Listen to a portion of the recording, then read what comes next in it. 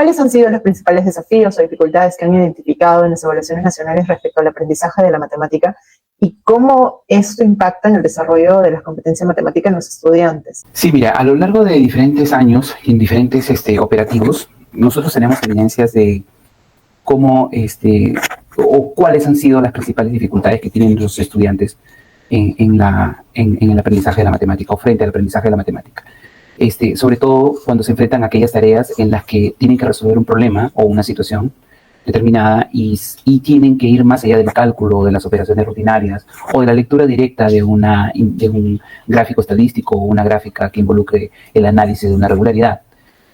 También les cuesta mucho a los estudiantes tareas en las que tienen que modelar o tienen que traducir matemáticamente una situación que es de la vida cotidiana o que es recreada de la vida real o de la vida cotidiana.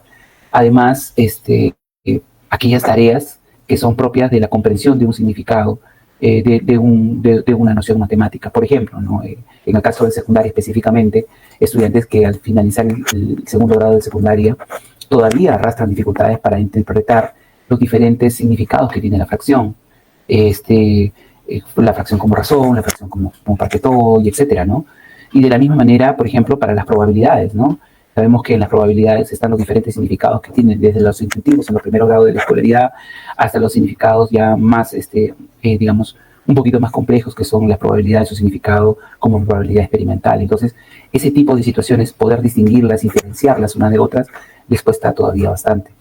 Y otro aspecto fundamental, como se dice en el pastel, es que todas aquellas tareas que están vinculadas a la argumentación, a la justificación de una afirmación, a la toma de una postura frente a una afirmación, a situaciones en las que tienen que crear ejemplos o contraejemplos ante una afirmación, también resultan bastante complicadas para nuestros estudiantes, resultan difíciles de resolver.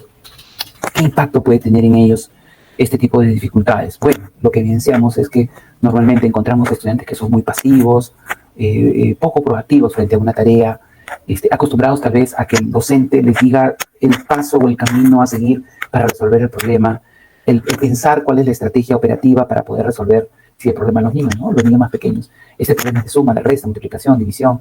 El profesor esto se resuelve con el mínimo o con el máximo, muchas veces dejándose llevar por el uso de la palabra clave, ¿no? Para poder llegar o tratar de resolver un problema.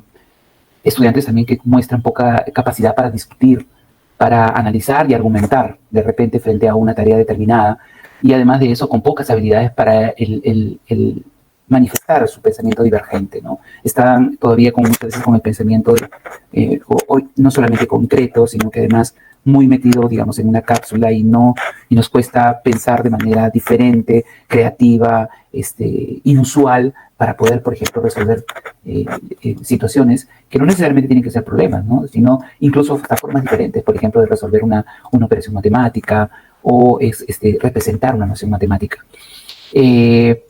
Y además de eso, que es más delicado, ¿no? Encontramos muchas veces que los estudiantes muestran pocos recursos para aplicar esa matemática que han aprendido, digamos, en la escuela, entendiendo el aprendido como relativo, ¿no? Han aprendido en la escuela, porque a la hora de la hora, cuando están ante una situación en la que de la vida cotidiana tienen que aplicar un conocimiento matemático, a veces ocurre que nuestros estudiantes no saben cómo utilizar esa noción o cuál es la noción matemática que finalmente les va a servir para resolver un problema del contexto real o del contexto cotidiano, o una situación tan sencilla, ¿no? Que pueda de repente aplicarla o utilizarla para, por ejemplo, ¿no?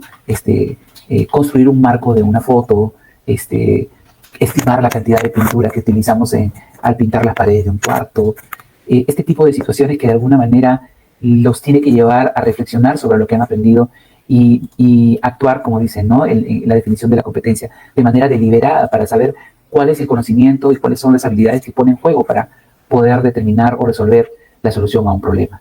Eso es lo que se puede evidenciar como un impacto de nuestros estudiantes.